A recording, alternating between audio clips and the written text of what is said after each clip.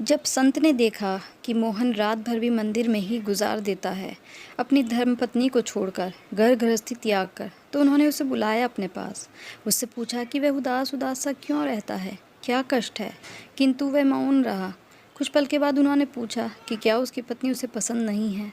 पल भर बाद ही सिर हिलाकर उसने उनकी बातों से सहमति जताई। तब उन्होंने फिर मृदुल आवाज़ में प्रश्न किया कि उसकी पत्नी में क्या कमी है। वह अंधी है, लंगड़ी है या व्यवहार कुशल नहीं है। आखिर क्या खराबी है? शिष्टाचार नहीं जानती, मृदभाषी नहीं है। नहीं बाबा, वह सब कुछ ठीक है, उसमें इस तरह की कोई कमी नहीं है। मोहन की नई नई शादी हुई थी। उसके अनुसार उसकी पत्नी आकर्षक नहीं थी। वह सांवली थी, दुबली पतली थी। उसका चेहरा भी उसे पसंद नहीं था। वह चिंतित रहने लगा। शायद रिश्तेदारों के दबाव में शादी हो गई थी। उस वक्त फ़ोटो में सभी को ठीक ही लग रही थी। उसी समय उस छोटे से बाजार के मंदिर में संत दीनमणि महाराज का आगमन हुआ था। प्रत्येक दिन शाम से रात 9-10 बजे तक उनका प्रवचन होता था। मोहन के दिल में वृत्ति की भावनाएं पनपने लगी थी। वह घर द्वार छोड़कर उसने मंदिर में ही अपना बसेरा बना लिया था। उसकी धर्मपत्नी ने उसके साथ हमेशा मधुर व्यवहार किया और बातचीत में शिष्टता प्रदर्शित की, इस मकसद से कि वह उसके करीब आए। किंतु वह भागा भागा फिरता था। संत के प्रवचन में नियमित तो वह शामिल होता ही था, वह संत के सेवा सत्कार में भी लगा रहता। इसके अलावा प्रवचन के कार्यक्रम को सफल बनाने में भी प्रयासरत रहता था। रात में भी वहीं सो जाता था। संत के कानों में उड़ती खबर मिली थी कि मोहन अपनी नई नवेली धर्मपत्नी से नाराज़ है, उससे विक्षण पैदा हो रहा है। तुम्हारे कहने का मतलब है कि उसका चेहरा मोहरा तुम्हें पसंद नहीं है? हाँ, आपने सही कहा। तुम मूर्ख हो। स्त्री के सौंदर्य से अधिक मायने रखता है उसका व्यवहार, उसका आचरण और उसकी सेवा भावना।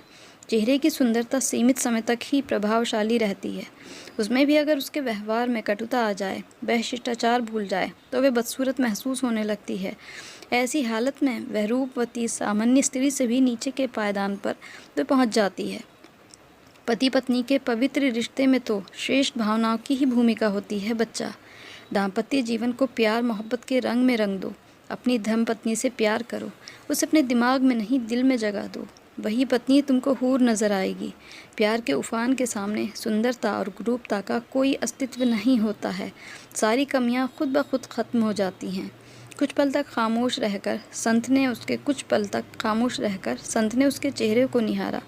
फिर उन्होंने मुस्कुराते हुए कहा, सुंदरता तुम्हारी सोच में है बच्चा। ऐसे आचरण को अपनाने के बाद तुम्हें उसकी हर गतिविधियों में उसकी निपुणता और सुंदरता का बोध होगा। अपनी धर्मपत्नी से संबंधित सारी शिकायतें दूर हो जाएंगी। इसके लिए यह भी ज़रूरी है कि उस पर बल का प्रयोग नहीं होना चाहिए। मैं चलता हूँ मोहन, मेरी शुभकामनाएं हमेशा तुम्हारे साथ हैं।